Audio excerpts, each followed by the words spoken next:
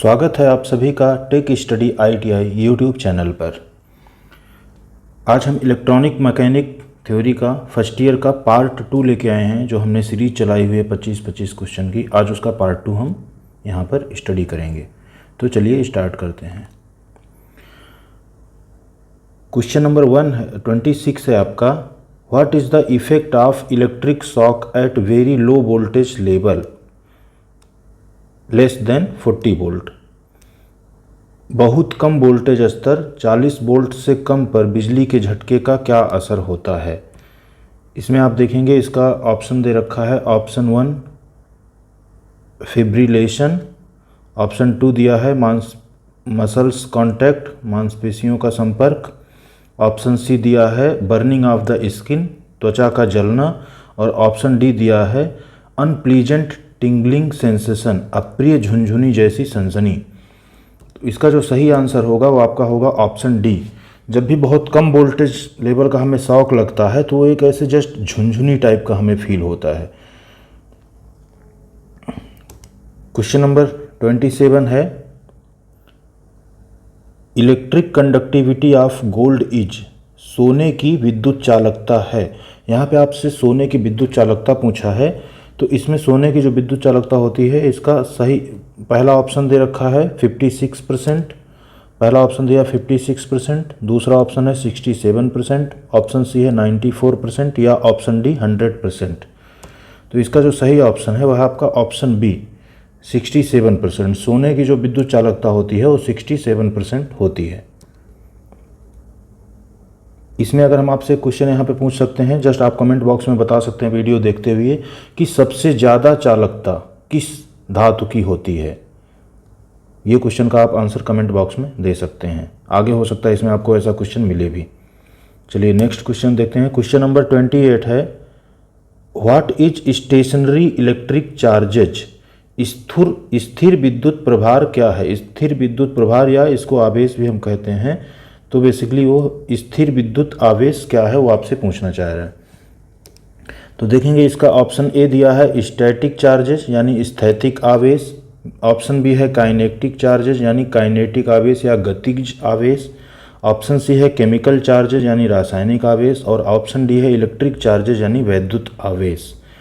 तो stationery electric charge कौन सा होता है, उसको बोलते हैं ऑप्शन ए स्थैतिक आवेश, स्टैटिक चार्ज। क्वेश्चन नंबर 29 देखेंगे, what is the unit of electric charge. विद्युत आवेश की इकाई क्या है। यहाँ पे आपसे विद्युत आवेश की यूनिट पूछा है। तो इसमें देखिए ऑप्शन ए दे रखा है वोल्टेज, ऑप्शन बी दे रखा है हर्ट्ज, ऑप्शन सी है एम्पियर और ऑप्शन डी है कूलाम। तो यहाँ से अगर हम देखेंगे तो इसका ऑप्शन ए वोल्टेज, ये आप सबको पता है, ये तो विद्युत आवेश का नहीं है बल्कि वोल्टेज का ही मात्रक होता है। हर्ट्ज हमारा फ्रीक्वेंसी यानी आवृत्ति का मात्रक होता है, और एम्पियर जो है करंट का होता है। तो इसमें सही ऑप्शन कौन सा होगा आपका कूलाम। कूलाम जो होता है वो बेसिकली हमारा विद्युत आवेश यानी इलेक्ट्रिक चार्ज का यूनिट होता है। क्वेश्चन नंबर 30 देखेंगे, which material contains 8 electrons in valency layer. कौन सा पदार्थ वैलेंसी लेयर में 8 इलेक्ट्रॉन रखता है, यानी किस मटेरियल के वैलेंस इलेक्ट्रॉन में 8 इलेक्ट्रॉन रहते हैं। तो यहाँ पे देखिए सबसे पहले आपको ऑप्शन ए दे रखा है इंसुलेटर, ऑप्शन बी दे रखा है कंडक्टर, ऑप्शन सी दे रखा है सेमीकंडक्टर, या ऑप्शन डी दे रखा है इंट्रिंसिक सेमीकंडक्टर। तो जिसमें भी 8 इलेक्ट्रॉन होते हैं, हमेशा ये सोचिए जब वैलेंस इलेक्ट्रॉन में 8 इलेक्ट्रॉन होते हैं तो वो हमेशा क्या होता है, इसका सही ऑप्शन है ऑप्शन ए इंसुलेटर। बैलेंस इलेक्ट्रॉन जिसमें 8 होते हैं इंसुलेटर होता है, क्योंकि वो कोई भी इलेक्ट्रॉन इधर से उधर उसका नहीं हो पाता, जिसकी वजह से उसमें विद्युत धारा प्रवाहित नहीं हो पाती है, और इसलिए उन्हें कुचालक यानी इंसुलेटर कहते हैं। चलिए नेक्स्ट क्वेश्चन देखेंगे। क्वेश्चन नंबर 31 है, which material is used as electric insulator. विद्युत इंसुलेटर के रूप में किस पदार्थ का उपयोग किया जाता है या किस सामग्री का उपयोग किया जाता है। तो देखिए इसमें ऑप्शन आपको दे रखा है, option A gallium, option B porcelain, option C है एल्यूमिनियम और ऑप्शन डी है जर्मेनियम। यहाँ देखिए ऑप्शन इसमें आपको क्लियर हो रहा होगा। ऐसे देखेंगे तो गैलियम आपका नहीं होता इंसुलेटर, क्योंकि ये सेमीकंडक्टर में यूज होता है। एल्यूमिनियम आपका ये कंडक्टर होता है, तो ये भी आपका नहीं होगा। जर्मेनियम भी सेमीकंडक्टर होता है, तो सही ऑप्शन कौन सा हो जाएगा आपका? सही ऑप्शन है आपका पोर्सलिन। पोर्सलिन जो होता है वो इंसुलेटर के तौर पे इस्तेमाल किया जाता है। आपने पोल्स वगैरह जो होते हैं, खंभे होते हैं, उनके ऊपर पोर्सलिन के इंसुलेटर लगे हुए देखे भी होंगे। क्वेश्चन नंबर 32 देखेंगे। Which electrical parameter opposes the flow of electrons? कौन सा विद्युत पैरामीटर इलेक्ट्रॉनों के प्रवाह का विरोध करता है? इसका देखते हैं। ऑप्शन ए दे रखा है पावर, ऑप्शन बी दे रखा है वोल्टेज, ऑप्शन सी दे रखा है करंट और ऑप्शन डी दे रखा है रेजिस्टेंस। तो विद्युत पैरामीटर में जो इलेक्ट्रॉन के प्रवाह का विरोध करता है वो है आपका ऑप्शन डी रेजिस्टेंस। रेजिस्टेंस आपका सही आंसर होगा, जो कि विरोध करता है किसी भी तरह के फ्लो का। चलिए क्वेश्चन नंबर 33 देखते हैं। How the single strand wire is called? Single strand wire को कहा जाता है। इसमें देखिए आपके चार ऑप्शन दे रखे हैं। फर्स्ट ऑप्शन है फ्लेक्सिबल वायर या लचीले तार, ऑप्शन बी है ट्विस्टेड वायर मुड़ी हुई तार, ऑप्शन सी है हुकअप वायर यानी तार बांधना या, और ऑप्शन डी रखा है मल्टी स्ट्रैंड वायर। तो इसका जो सही ऑप्शन है वो आपका ऑप्शन सी हुकअप वायर। तो जो सिंगल स्ट्रैंड वायर को हुकअप वायर भी हम कहते हैं। क्वेश्चन नंबर 34 देखेंगे। What is the purpose of covering provided over the electrical conductor? विद्युत कंडक्टर के ऊपर प्रदान किए गए कवर का क्या उद्देश्य होता है? विद्युत कंडक्टर के ऊपर जो कवर प्रदान किए जाते हैं वो पूछ रहा है आपसे, उसका उद्देश्य क्या होता है। तो देखिए ऑप्शन ए दे रखा है इंक्रीज करंट फ्लो। यहाँ पे देखिए आप, ये थोड़ा सा गलत लिख रखा है इन्होंने मीनिंग। करंट का एक्चुअली यहाँ मीनिंग जो होगा वो धारा होगा, ना कि वर्तमान। तो ये थोड़ा सा ट्रांसलेशन में आप लोग इंग्लिश और हिंदी में थोड़ा कन्फ्यूज हो सकते हैं। तो हिंदी में एक्चुअली है इंक्रीज करंट फ्लो मतलब धारा प्रवाह बढ़ाएं। रिड्यूस करंट फ्लो, यहाँ पे भी देखिए वर्तमान की जगह आपको धारा रखना है, धारा प्रवाह को कम करना। Decrease voltage rating, voltage rating में कमी। प्रोटेक्शन अगेंस्ट वेदर, मौसम के खिलाफ संरक्षण या सुरक्षा। तो विद्युत कंडक्टर के ऊपर जो कवर प्रदान किए जाते हैं, देखिए वो कंडक्टर के ऊपर जो भी कवर है वो धारा तो आपका बढ़ाने से रहा, ठीक है, उन्हें डिक्रीज भी नहीं करेगा, उसका वोल्टेज से भी कोई लेना देना नहीं है। तो इसका जो सही ऑप्शन होगा वो होगा प्रोटेक्शन अगेंस्ट वेदर, मौसम के खिलाफ संरक्षण। क्वेश्चन नंबर 35 देखेंगे। Which cores are used in intermediate frequency transformer? मध्यवर्ती आवृत्ति ट्रांसफार्मर में कौन से कोर का उपयोग किया जाता है? इसमें देखेंगे ऑप्शन ए दे रखा है स्टील या इस्पात, ऑप्शन बी दे रखा है निकल, ऑप्शन सी है कोबाल्ट, ऑप्शन डी है फेराइट। तो जो इंटरमीडिएट फ्रीक्वेंसी ट्रांसफार्मर होते हैं इनमें जो कोर होता है वो हमेशा फेराइट का होता है। तो इसका ऑप्शन डी फेराइट इसका सही ऑप्शन है, फेराइट। चलिए क्वेश्चन नंबर 36 देखेंगे। Which material conducts electricity? कौन सा पदार्थ बिजली का संचालन करता है? आपको यहाँ चार ऑप्शन दे रखे हैं। चारों ऑप्शन में से आपसे पूछा है कि इसमें से कौन सा पदार्थ कंडक्टर है, यानी कि इलेक्ट्रिसिटी उसमें कंडक्ट हो सकती है। तो देखिए ऑप्शन ए दे रखा है माइका, अभ्रक, ऑप्शन बी है पेपर यानी कागज, ऑप्शन सी है ग्लास यानी कांच, ऑप्शन डी है कॉपर यानी तांबा। तो इसमें से अगर आप देखेंगे तो आपको ऐसे देखते ही पता चला होगा कि इसमें से धातु जो है वो एक है और कॉपर, और ये होता है कंडक्टर। तो इसका ऑप्शन डी सही ऑप्शन होगा। यहाँ पे ऑलरेडी जो माइका दे रखा है एज ए इंसुलेटर यूज होता है, तो ये हो नहीं सकता। कागज भी एज ए इंसुलेटर यूज होता है और कांच भी एज ए इंसुलेटर, मतलब ये कंडक्टर नहीं होता बल्कि ये बिजली का कुचालक होता है। तो इन तीनों को तो हम यूज नहीं कर सकते। तो सही ऑप्शन आपका हो जाएगा ऑप्शन डी कॉपर। चलिए क्वेश्चन नंबर 37 देखते हैं। How many electrons are contained in coulomb of electrical charge? विद्युत आवेश के युग्म में कितने इलेक्ट्रॉन होते हैं?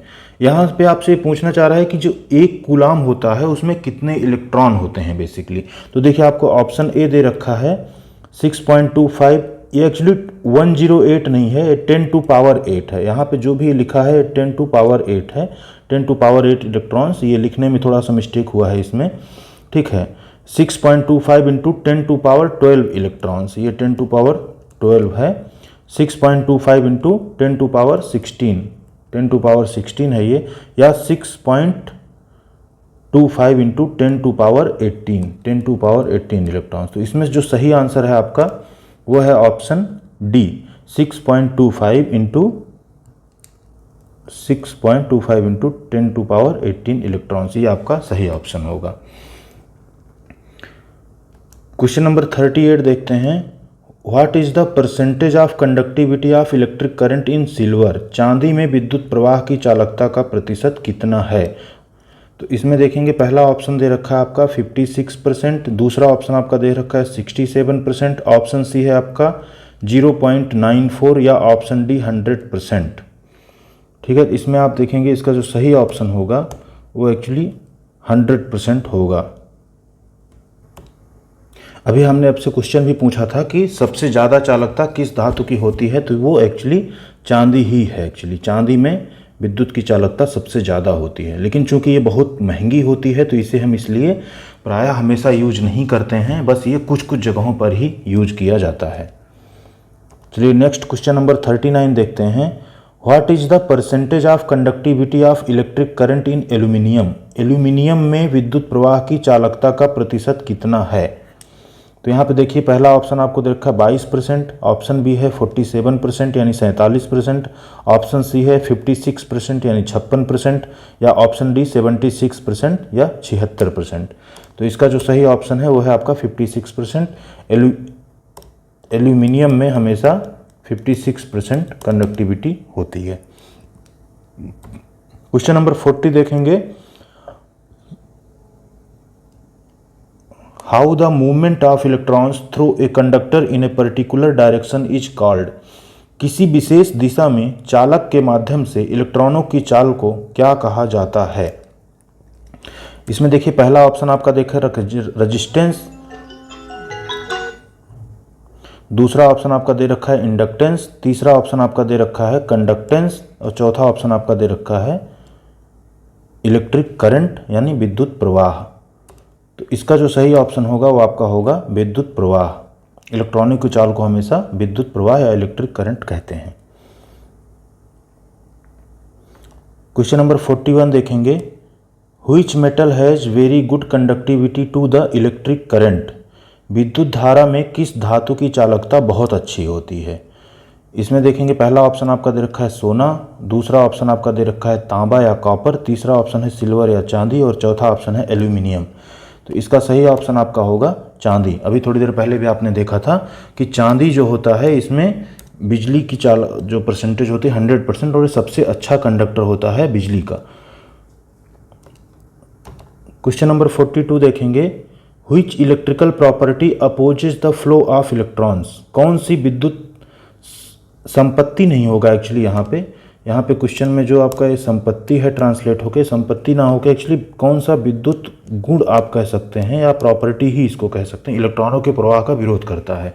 कौन सा प्रॉपर्टी ऐसा है जो इलेक्ट्रॉन के प्रवाह का विरोध करता है? तो इसमें देखिए आपका ऑप्शन ए दे रखा है पावर यानी शक्ति, ऑप्शन बी है वोल्टेज, ऑप्शन सी करंट यानी ये वर्तमान नहीं होगा एक्चुअली, ये करंट मतलब है धारा, ठीक है, और ऑप्शन डी है रेजिस्टेंस यानी प्रतिरोध। तो यहाँ पे इसका मीनिंग हमेशा धारा पढ़िएगा आप लोग, ठीक है।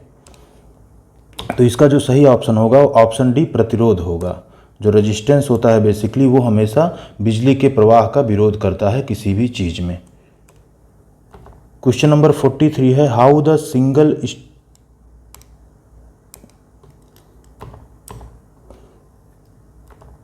क्वेश्चन नंबर 43 है आपका how the single strand wire is called? Single strand wire को क्या कहा जाता है?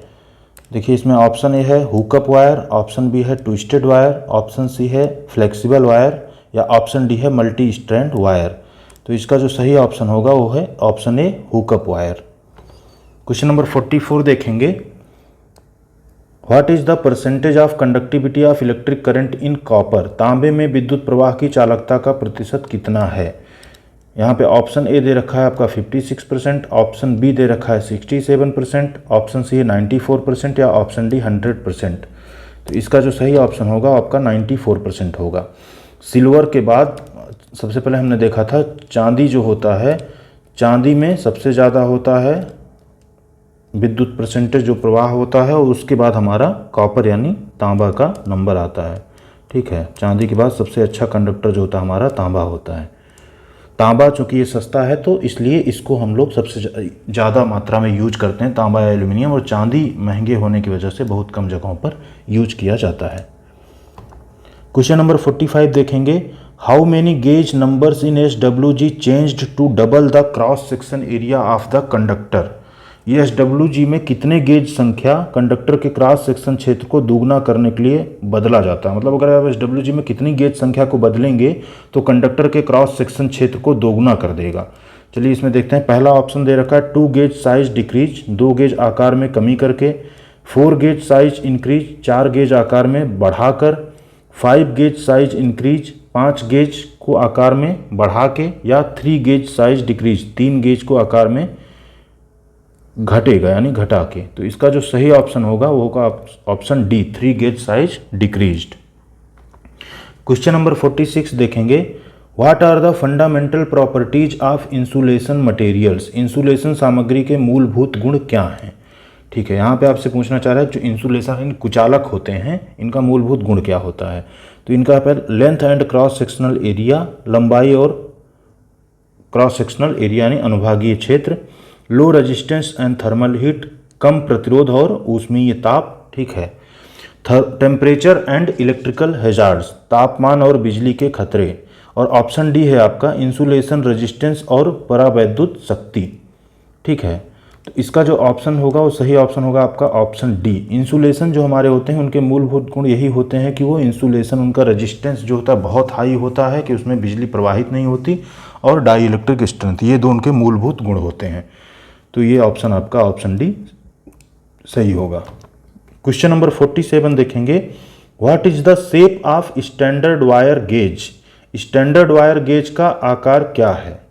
ठीक है, ऑप्शन ए दे रखा है स्क्वायर मेटल डिस्क, वर्ग धातु डिस्क।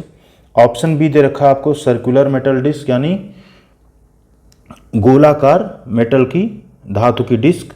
ऑप्शन सी दे रखा है आपका सिलेंड्रिकल ग्लास डिस्क यानी बेलनाकार कांच की डिस्क। ऑप्शन डी दे रखा है रेक्टेंगुलर प्लास्टिक डिस्क यानी आयताकार प्लास्टिक डिस्क।